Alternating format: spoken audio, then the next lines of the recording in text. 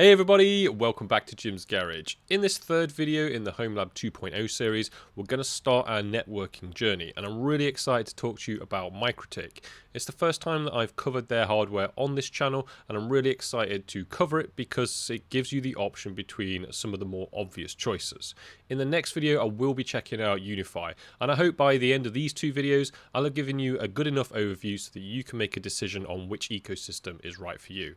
Obviously, there are some pros and cons to both, and I'll cover those first, but then we'll jump into actually configuring this as a Homelab network. I'll be covering all of the obvious things that I usually do, things like VLANs, DHCP, DNS, and a whole lot more.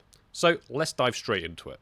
Now, when reviewing this ecosystem and comparing it with others, I like to break it down into sort of three pillars. That is the cost, the performance, and the user experience. And broadly speaking, sort of the MikroTik and the UniFi, they both sort of respectively tick two of those boxes.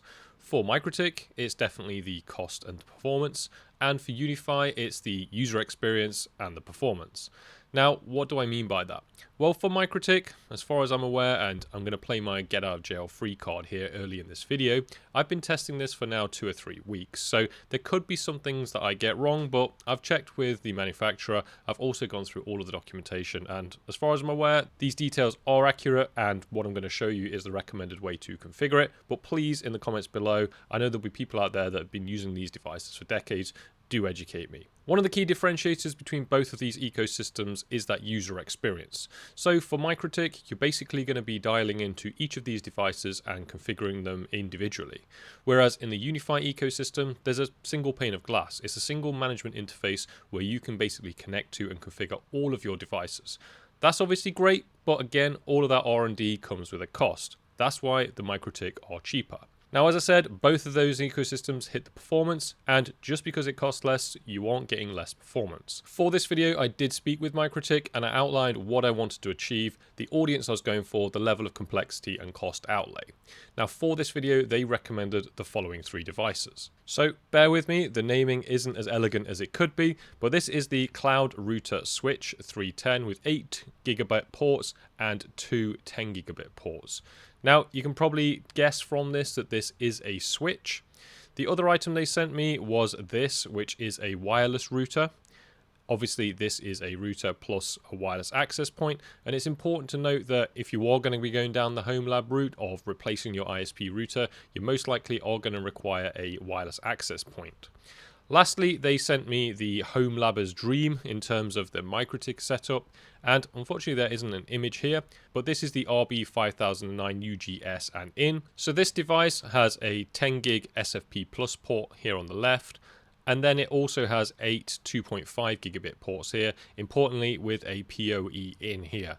This PoE in here will power all of the gigabit switches, but I did find that just powering it via PoE in, certainly on my UniFi switch, if I then did connect, say, the switch, that CRS switch, into the 10 gig port, it caused it to crash. I assume there's just not enough power to operate the 10 gig port. That meant that I had to then go to the barrel connector. Now, very likely for this setup, you're probably going to want either this device here to give you a wireless access point, and something like this one here to act as the router. You could technically use this as your router and Wi-Fi access point and add additional devices through this switch, but there is no 10 gigabit link on this device here, so you can't make use of the 2 SFP plus ports here. So to kick off this video, I'm going to start off by we're going to dial into this device here and configure it. And then later on in the video, we will add a switch and the wireless access point, and then also set that up to work. This will be the heavy lifting, this will be the router, everything else will sit downstream from this. So as I mentioned earlier, we will be dialing into these machines discreetly, and we will have to configure them in isolation. So the actual setup that I've got for this is as follows, and I recommend that if you're just starting out with new hardware, you're just starting out on your network journey, don't just unplug your ISP router and start playing around. I recommend you set all of this downstream from your current router. The benefit of that is you can tinker around on this, set it up, configure it, break it, whatever, and it's not going to knock everyone else out in the house off the internet, which definitely gets the approval factor from the family. Now, the way I have this configured is as such. You can see that we've got the wireless router sat atop the normal non-wireless router, which is sitting on top of the switch. Now, you don't technically need all 3 of these devices, But obviously, if you're going to give something up, you're going to lose some functionality. So if you get rid of the top device, you won't have Wi-Fi, albeit you could just use the top device with the Wi-Fi and the switch, but that wireless router doesn't have a 10 gig port. So it's a bit of an odd mix. If you want the full bang, you're going to have to go for the 3 devices or get something else in their product stack. But anyway, this is just a demonstration of how to configure these devices, and you can choose the ones that are right for your setup. Now, for configuring these devices, there are a few ways. The pros will use the command line interface, and basically everything, even if you're going to do it through the web GUI or WinBox, which we're going to be using here, everything in the end of the day is just a command line. And when you actually do an export of a configuration for the MikroTik devices, you'll see that the actual config is just a list of commands that it's going to sequentially run when you import it, which is pretty awesome. And to be honest, I've used it to learn. I've actually looked at that config and thought, those are all the commands that I need to run, need to know, etc. Now, obviously, if you're a pro, you're going to be using the command line, and hopefully you'll get there in the end if you watch this video. But I think for getting started, the GUI or the WinBox is definitely the best way to get started. So I've gone ahead and I've downloaded WinBox 4 Beta 20, and once you've extracted that, it's going to look something like this. So here you can see the 2 devices I've got plugged in at the moment. That is the switch, the white one, and the actual router bridge, which is the small thin black one. Now, as you can see, we've got a bit of a problem here off the bat because both of these are actually set to be the same IP address, but they do have different MAC addresses that allow us to connect to them. So what we're actually going to do first is we're going to dial into the switch itself, and we're going to change the IP address, and we're actually going to make it a DHCP client of this router. What that'll mean is that it will pick up a new IP address from the router, and that'll basically dish out its IP address in the future. It's probably a good idea to make that static, but we don't need to worry about that just for now. So to get this up and running, we're going to double click on this one here. You'll need to go and grab your password from the underside of the device, but once you've added that, you should be good to go. So if this is the first time you log in, it might ask you to reset your password, so go ahead and do that. But this is basically the first time we've seen the user interface. Now, basically everything operates down the left-hand side. If you do need to do some very basic things, there is a quick set, which you can see here. You can change the actual mode that this thing's running in. You'll see that this is set up as a bridge, which is what we want, albeit it can be set up to run as a router, but the CPU that's in this switch isn't as powerful as the router. So do bear that in mind. It is going to impact what you can do on the device. One thing I recommend that you do is to check for some updates. Now, you might not be able to do that if you haven't configured the DHCP first. It'll probably complain that it doesn't have any DNS settings. So if I click that and I click check for updates, it's probably going to say that it can't connect to the internet. Yeah, there you go, error, could not resolve the DNS name. So the first thing we want to do really is to go to the IP on the left here, and we want to click the DHCP client. Now we're going to say new, and we're just going to leave everything else as default. So the interface for this is actually going to be the SFP+1, because that's basically the 10 gig uplink that I've got connected from this switch up to the router. Now we should be able to click apply, and you should see it's searching, and now it's found it. So we click OK, and here you can see now that it's got 88.253. So it's got a new IP address. So now that should solve all of those routing issues, and we should be able to now go and check and get access to the internet. So now we've got a unique IP address for this device. We can actually click the new WinBox in the top corner. It will take us back to that first menu, and this time we're going to connect to this one here, the router bridge. So enter again your password on the left, exactly the same process. We should be able to double click that. And now if we look at the top, we can see, sorry, that's quite small, the RB. So we are connected to that other device. Again, because this is router OS on both of them, we've got all of the same options down the side. So some of the things we might want to do to begin with is just to check the DNS entries, make sure that all of those are right. So if we go to the IP, we can check our DNS. You can see here that it's actually picked up the pi holes that are on my network, which sits above this. So all of this is currently plugged in behind my existing Unify equipment. The reason I've done that is because I want to have a test bed to play with without it breaking the rest of my network. You'll know that that's worked because if I actually go to my IP addresses and click this here, you'll see that I've got this WAN address on Ethernet 1. Ethernet 1 is the default WAN port. You'll see that I'm picking up 9.1.12, which on my UniFi system is a VLAN that I've set up for this demonstration purpose. If you look now on the interfaces of this router, you'll see that we've got the SFP Plus port. Remember, this has only got the one.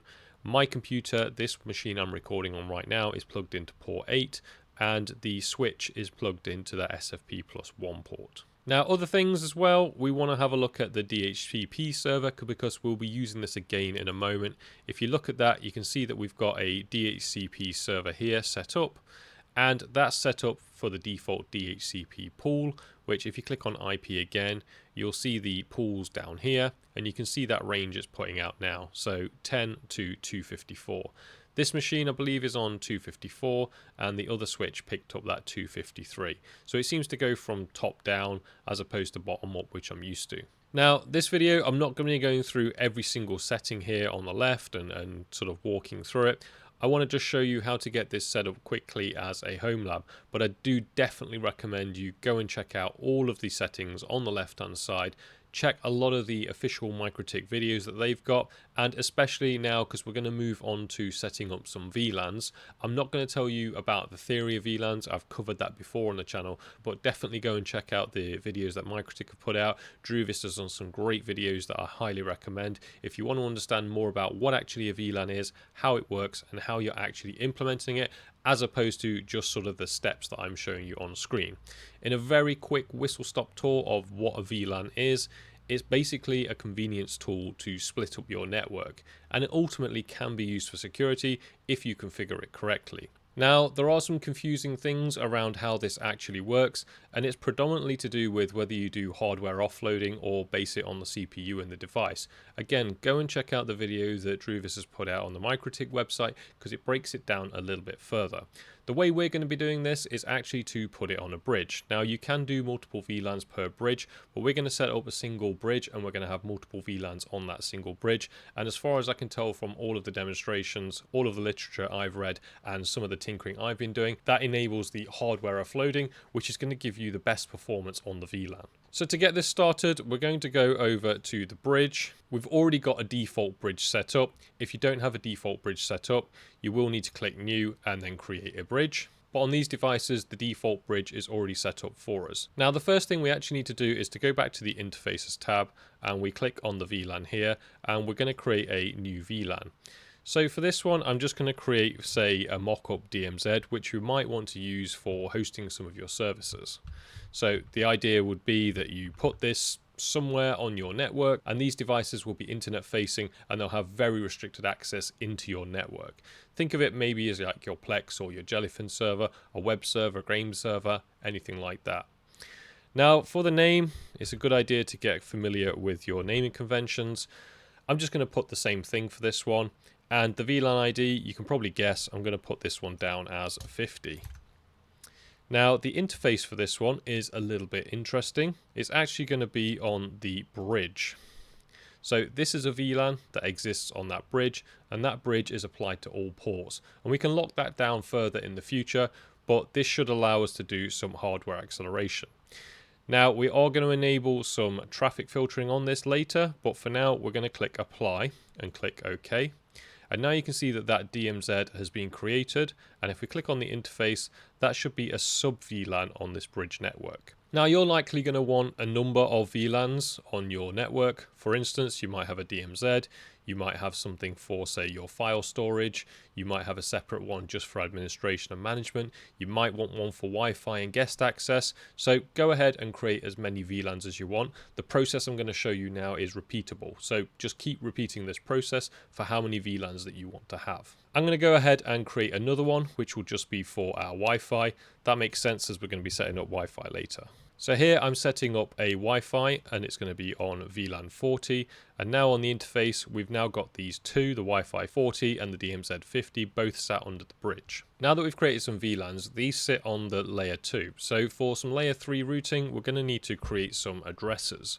So if we head over to the IP and click addresses, what we need to do now is click New, and then we want to give it an address. So I'm going to start off here with just DMZ. And the address I'm going to give this is 192.168, and remember that was 50. So I'm going to give it 50.1/24. So that's going to give us 254 usable IP addresses, and we want to assign that to DMZ50. So if I click apply, we should see that pop up here, and you can see it's effectively the same as that default DHCP range that was created on that default LAN interface. So if we do that again for another one for the Wi-Fi, here you can see that we've now got both of those set up. So they basically have a network address, a network range, and an interface assigned to them. That's going to be important because we'll set up DHCP on these VLANs so that hopefully when anything goes onto those VLAN networks, it should automatically pick up an IP address and just work. If we move on now to further configuration of the bridge, we'll click on the bridge and we'll go to the VLANs and we'll click new. Now this one is going to be the DMZ and it's going to sit on the bridge, and the VLAN IDs are going to be 50 for that DMZ. And then we get onto the notion of tagged and untagged ports. Now basically a tagged port is where it has the header on, and an untagged is where it has the header removed essentially. So if we think about that in terms of what we're currently dialed into, remember we're on the router, that's the one that's in the middle. And we're going to be using the SFP+1 port as the trunk. The trunk is basically where we send all of the VLANs, all of that traffic between devices. So the tagged port on this one is going to be the SFP+ port. That's going to have all the tagged traffic. And it's also going to be the bridge itself. Now, you can put untagged ports here, and those would be basically ones that don't have any traffic on. Later in the video, I'm going to be using the Proxmox host, not the one we set up last video, unfortunately, because I found there's a bug with the Realtek driver on that device that doesn't play well with VLANs. I'll just be using my standard cluster, my MSO1, which works fine with doing VLANs. We'll plug that then into this network, and hopefully it should pick up an IP address. We'll spin up a couple of virtual machines, we'll put them on different VLANs, and we'll put some firewall rules in place to start breaking that traffic up. And we'll repeat the process now for the other network as well. So this one would be 40, and then we tag the port that actually the AP is plugged into. So in this instance, I think I've got it plugged into port 4. We also want to add in there as well the bridge for this one. And then we want to hit apply and OK. So now we've got those two VLANs set up on the bridge. And we're ready for the next step, which is to actually set up the DHCP now. So if we go over to the IP on the left here, we can actually go to the DHCP server and we can do the DHCP setup. So the server interface we want is 50, so that's for the DMZ.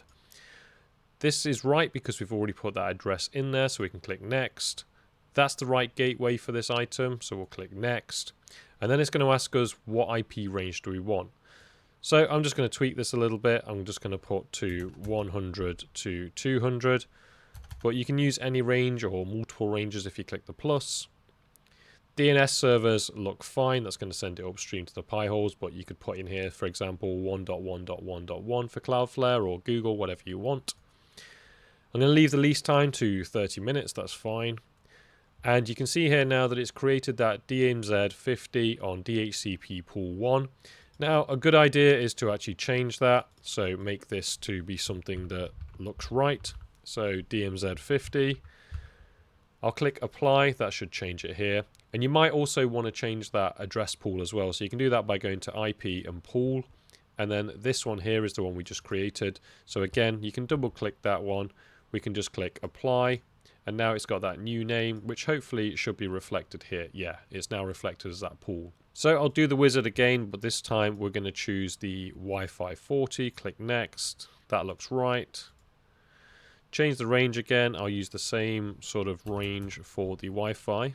Next, that looks fine, that looks fine. And now we've got these two. Again, I'm going to go away and I'll change this to be the Wi-Fi. And I'll change the IP pool as well to match. So now everything's looking symmetrical between the 50 and the 40, all the same settings. Now, as I mentioned before, there is no way to sort of single manage this like the Unify system. So now, as we are in the router, we want to go back over now onto the switch itself, which is this one here. And we're going to repeat that same process. So we're going to go over to the interfaces, over to the VLANs, and we'll create those again. So it's that DMZ50. I'll do exactly the same as I did on the previous device, so you can skip ahead if you want to. Just make sure you're changing all the IDs and all of the interfaces. So that looks like that, and then we want to head over to the IP and we'll put in the addresses again. That's now completed and that looks right. So we'll go over to the bridge now and just add those VLANs to the bridge. This time the tag port is going to be the SFP +1, not the +2. I'm not using that one. And then you also want to add in here any tagged ports. So as I mentioned before, that MSO1 that I've got plugged in is actually plugged into the 4. And as I'll show you in a minute in Proxmox, that's already got its traffic tagged. So I need to say that it's a tagged traffic port. If it wasn't tagged, you can basically say any of these other ports can be untagged. And then if you plug into that one and it's not tagged, it should pick up an IP address on that. Basically, the switch will tag it for you. So now there's only really a couple of things left to do. And do you remember saying that we need to put on VLAN filtering? So if we go back to the bridge and we double click on the actual bridge itself, if we scroll down, we'll see that there's VLAN filtering. So we're going to click OK. Now, there's a myriad of ways we can configure this. For this demonstration, I'm going to say admit all. Now, in the future, you're probably going to want to say admit only untagged and tagged, or admit only tagged, and that will start to restrict down your network. But this is just for a demonstration purpose of how to get the VLAN set up. So we're going to say admit all.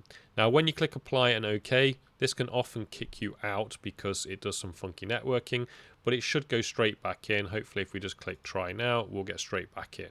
Now, that's actually kicked me out onto here, so I'll click the new WinBox and we'll check out the router again, which is here.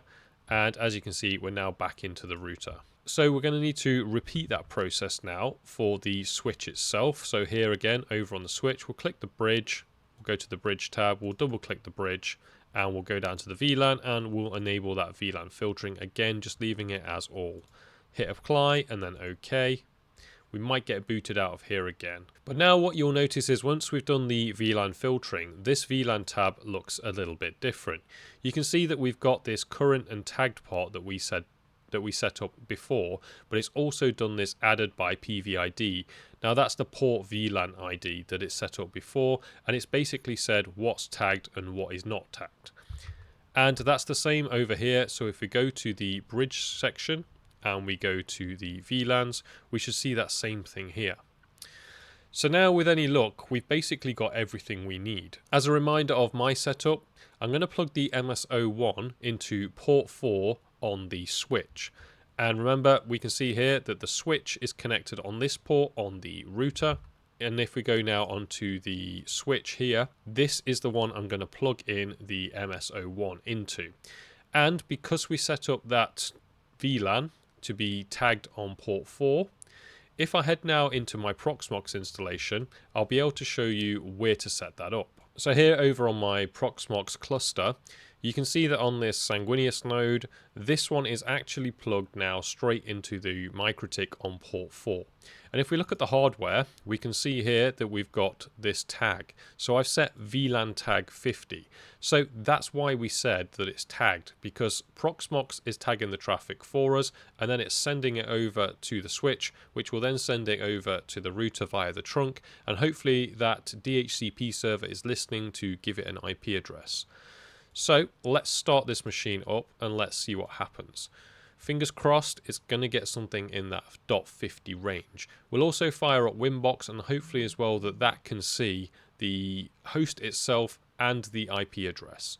So now it's waiting for the network. So hopefully now if we log in, here we can see that we picked up 50.200.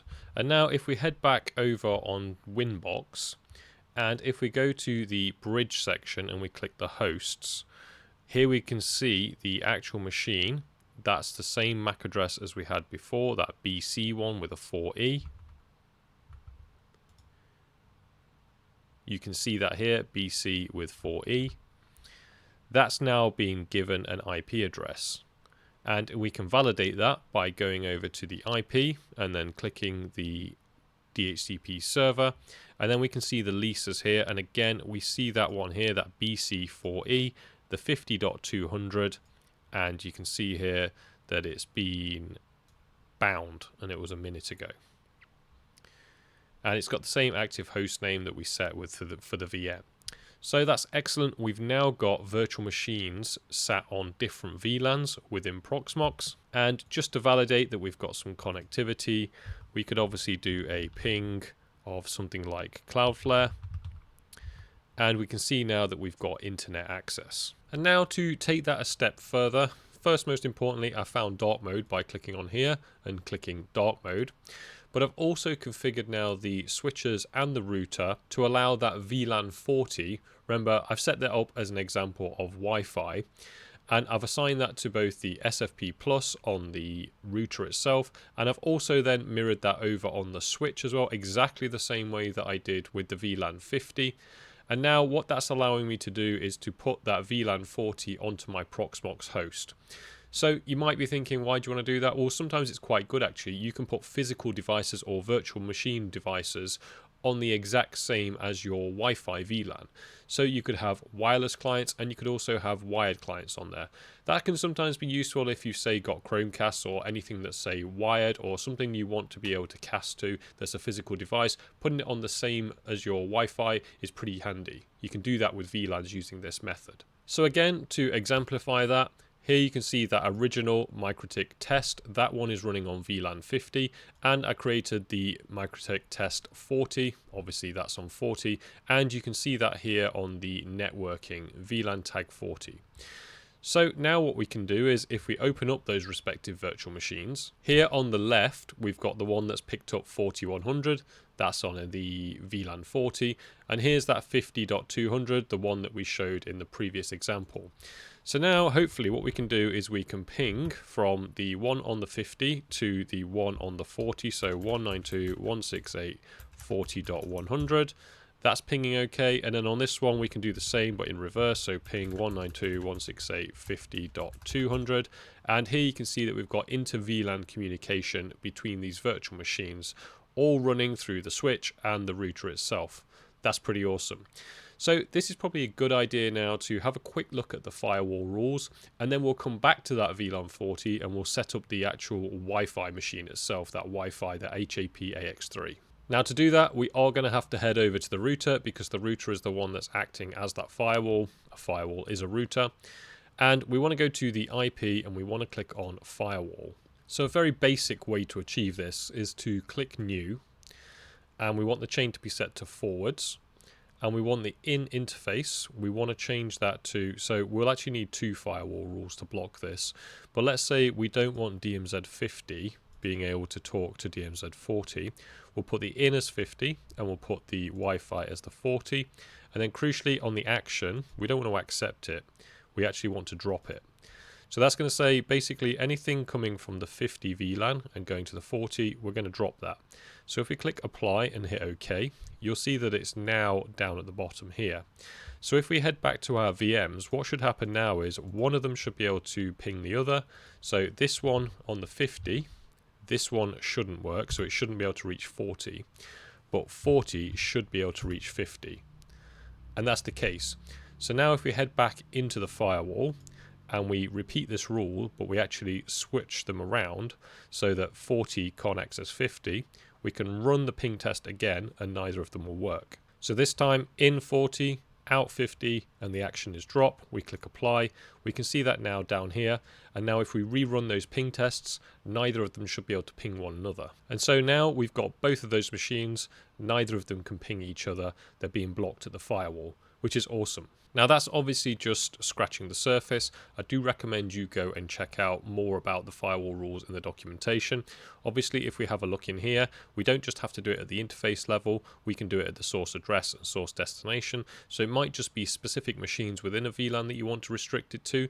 Best place to do that would be to create a static IP address for the resource that you want and then use that as a firewall rule. We can also do things based upon the protocol, the actual connection type, connection state, etc. There's a ton of fancy things in here that you can incorporate. So please do go and read up on that, and you can create the firewall rules to be as explicit as you want. This is purely a demonstration of how to block inter VLAN traffic, which by default on these firewalls is enabled. Now that we've blocked traffic between those VLANs, let's now head into the Wi-Fi, the access point, and start to configure it so that we can actually connect wirelessly now to our VLAN 40 Wi-Fi VLAN. Now, to save some time on this video, I have now plugged in the APX3, which you can see just here.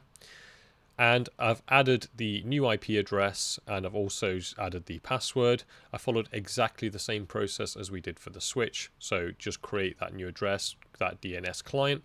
And once you've done that, you can see now it's picked up the 88.3. So with any luck, courtesy of an edit, I should be able to now connect to this device, and now we are logged in. I've also gone ahead and I've done the update, so this is running the latest version. And again, this thing is running Router OS, so the user interface is very familiar to us by now. So now the biggest difference we've got when we log into here is you can see we've got this Wi-Fi tab, which is actually populated with all of the Wi-Fi settings for this device. The key thing we're really bothered about is making sure we've got the Wi-Fi available, and we want to put that over onto the VLAN 4 so that when anybody connects to this Wi-Fi, they get put onto the Wi-Fi VLAN. That will then be helpful with what we've just learned around firewalls, because you can start to then break it up and put basically your Wi-Fi clients on their own specific network and control what they have access to. Again, taking that a step further, if you were to set up, say, a guest VLAN, that would be really helpful because you could really restrict what people have access to. Now, in order to get the VLANs working, you should know by now the process. We're simply going to repeat those steps again, albeit there's a slight tweak this time. So if we go to the interfaces and we go to the VLAN, I created this VLAN here, again, Wi-Fi 40, VLAN ID of 40, and in this case it's going to be on the interface of Wi-Fi 1. Then we go to the bridge itself and we click on VLANs, and here you can see the VLAN for this bridge. So it's VLAN ID 40. Now the tagged is going to be Ethernet 4. Remember, that's the one that goes now into my router from this device, and also the bridge itself. And the untagged is going to be the Wi-Fi 1. Now if you remember from the last part when we looked at the switch, I said the untagged is for traffic that isn't tagged. So on the Proxmox, we set the tag by going into the network settings. For my Wi-Fi client, like my Android device or this Windows machine, which I'll show you in a minute, that isn't tagging the traffic. So the switch is going to have to add that tag first. So we say that this traffic coming in is untagged. Now, normally that would work because that's what we've been using before. It's only ever received tag traffic.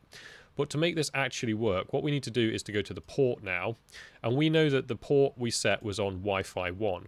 So we actually need to change on here. We need to go down to the port VLAN ID, and by default it's set to 1. So what that means now is if I didn't change this, let me just do a demonstration. If I connect to this MikroTik Wi-Fi, this is the one that it's putting out at the moment. If we scroll down, you'll see that it's put me on this 88 network, which is the VLAN ID one. It's the default bridge. But we don't want to do that. So we're going to disconnect from this network now. We're going to now change this to have a port VLAN ID of 40. We'll hit apply and click OK. You'll see that that's reflected there. Now, when I connect to the Wi-Fi again, fingers crossed, we should pull up now the 40 VLAN range. So now having a look after we've done that, you can see that we pulled that 40.101. So now we have all of our Wi-Fi traffic going onto that 40 VLAN. And what that means is obviously it can access the bridge 1, that 88, which we could possibly run as a management interface, and we'd put a firewall rule in to block it.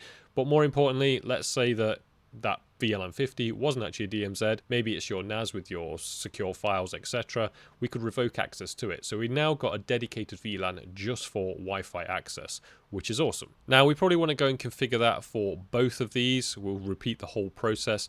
That's because Wi-Fi 1 is typically operating at the 2.4 gigahertz and Wi-Fi 2 is probably operating at the 5 gigahertz. So we want to reflect both of those on each, unless you did want maybe different clients on different VLANs for a more complicated setup, but I'm going to assume you wanted the same. So reflect the settings between both the Wi-Fi 1 and Wi-Fi 2, complete the whole thing again, and then regardless of which bandwidth you're on, you should get put onto that 40 VLAN. So thanks so much for watching, everybody. Hopefully that's given you a bare insight into the MikroTik ecosystem and given you enough confidence to go and set up a small scale home lab. Obviously, there's a ton more stuff under the hood that I couldn't get to in this video, but I will be visiting later on in the series. So tell me in the comments what you think about MikroTik. My experience with it has been excellent. I really like the price point, I love the performance, and to be honest, I get used to that user experience. Sure, it would be nice to have everything in a single pane of glass, but I'll take it given the cost savings. So stay tuned, because in the next video we are going to be touching on the Unify equipment. I'll be doing basically the same video as this, and hopefully by the end of that you've got two disparate ecosystems that you can choose to best suit your needs. Anyway, thanks for watching, take care, I'll see you on the next one.